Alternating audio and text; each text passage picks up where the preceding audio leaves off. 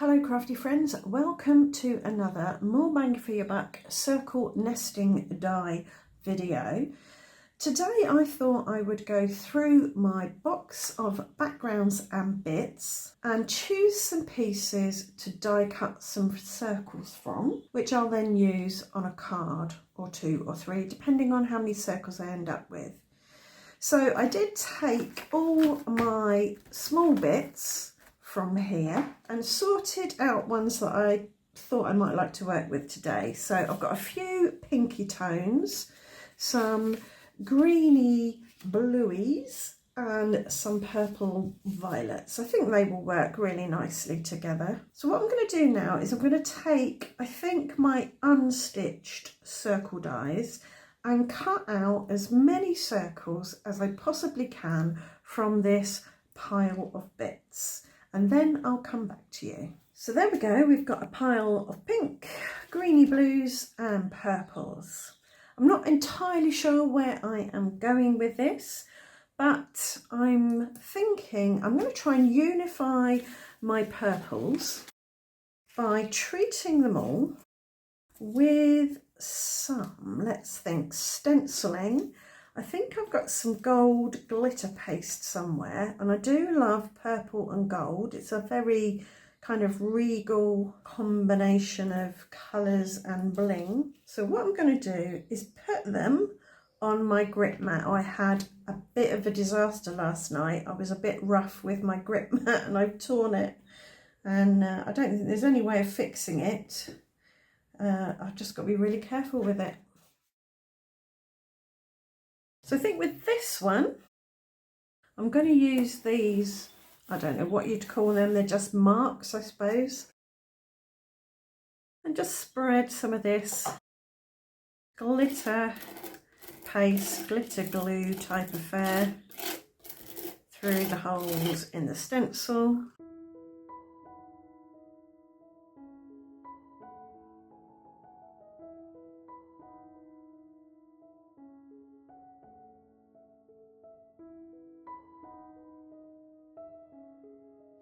Very carefully without disturbing the glitter paste.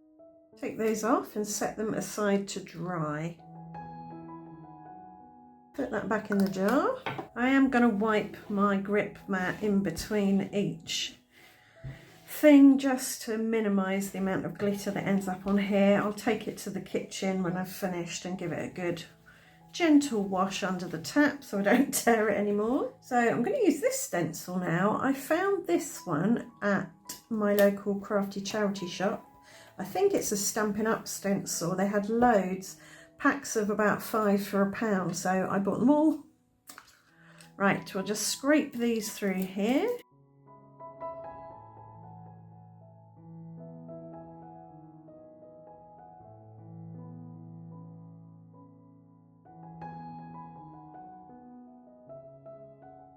So again, I'll carefully take these off.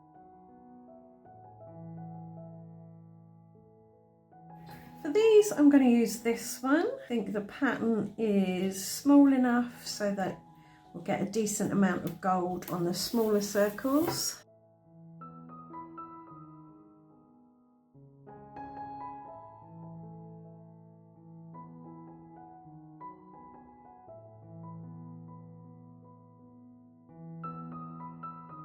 So now we're on to our last few small circles, and I've got this well-loved, well-used variable size circle stencil, and we're going to use that for these.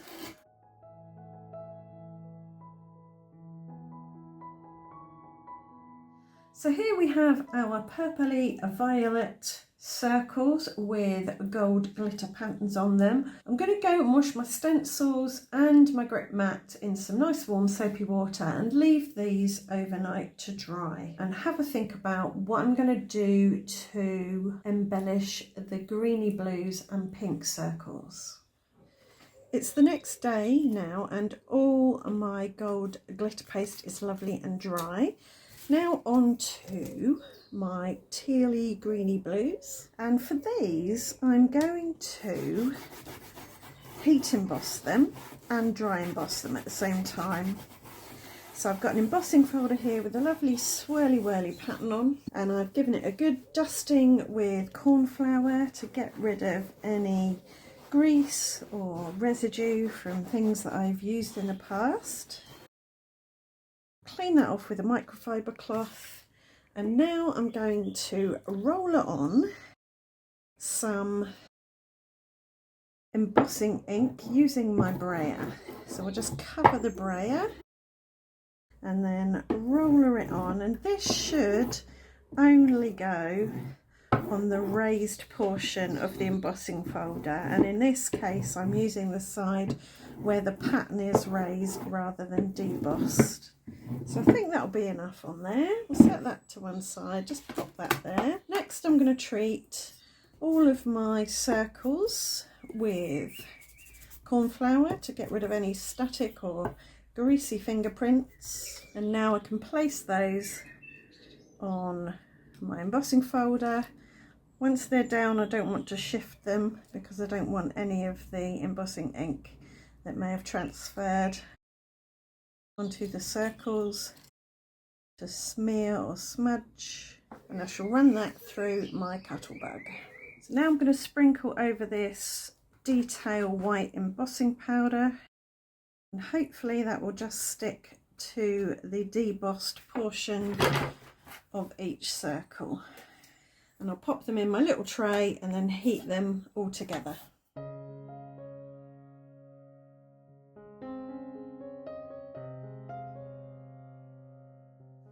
So there we have all my greeny, bluey, tealy bits, and they've all got a debossed pattern on filled with white embossing powder.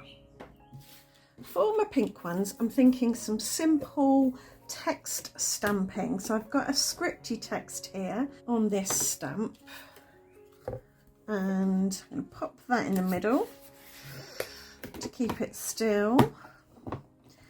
And I've been umming and ahhing about what kind of colour I want to put on. I think black's going to be too harsh. I think this particular circle is Victorian Velvet.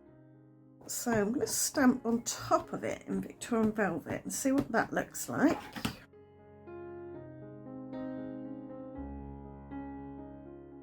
Yeah, I like that. I think I will give it another go though.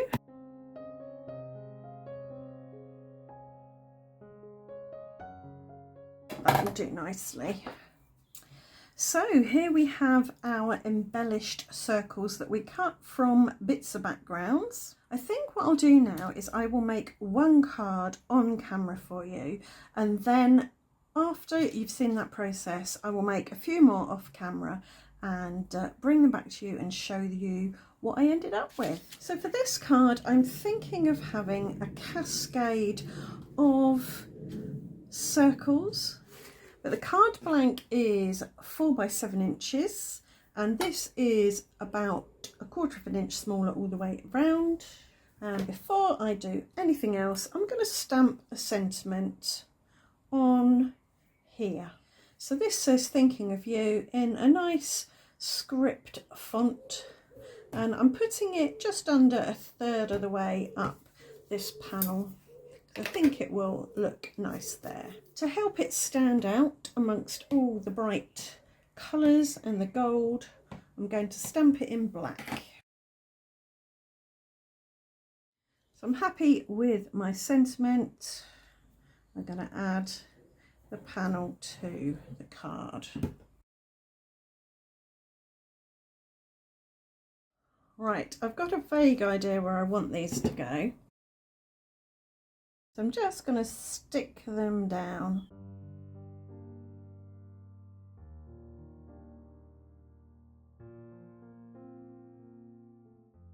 I'm not going to pop any up on foam tape, I don't think, because we've got quite a bit of dimension already with the glitter paste and the dry embossing.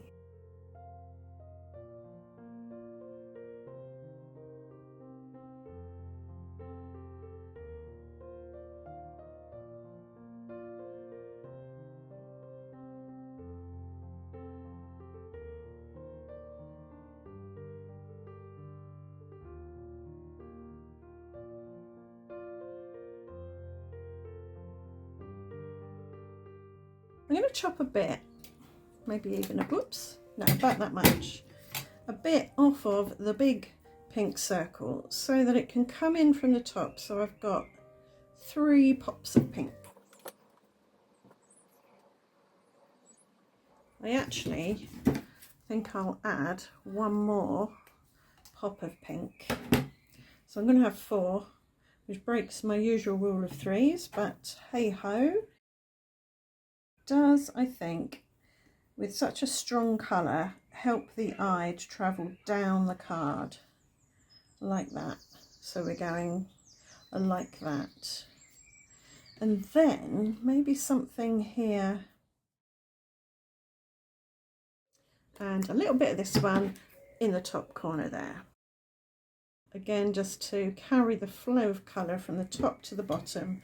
And then we've got a bit of every kind of colour coming in from the top and going off the bottom.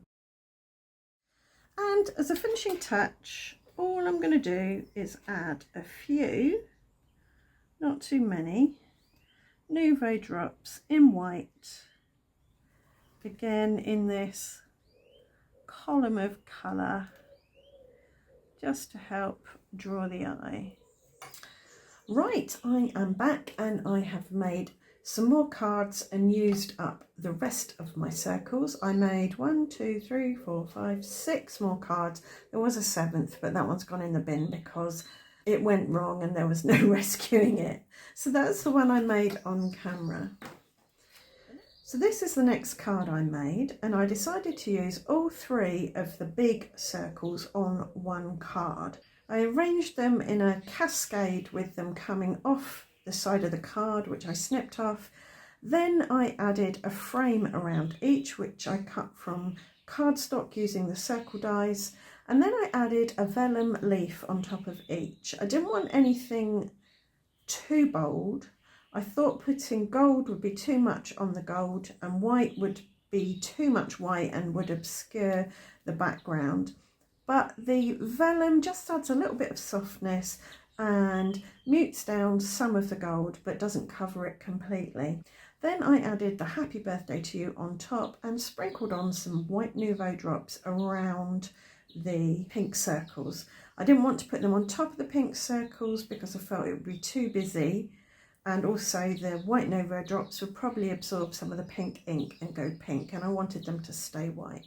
After that I made this card and I used all the different kinds of circles. The Victorian velvet ones, the bright pink picked raspberry ones, the purple and gold. Oh, I didn't use the greeny blue ones. So this one is just a pinky purple. When I did the card that I ended up throwing away, I did use the big pink Victorian velvet circle. And I think that's what threw me off because it's not the same kind of colour as the bright pink and the purple. It's a more neutral pink. So I decided to use it on this card as a neutral, as something in the background for the bright colours to sit on. And I went for a diagonal layout. So I've got a nice cluster down here and a little cluster up there.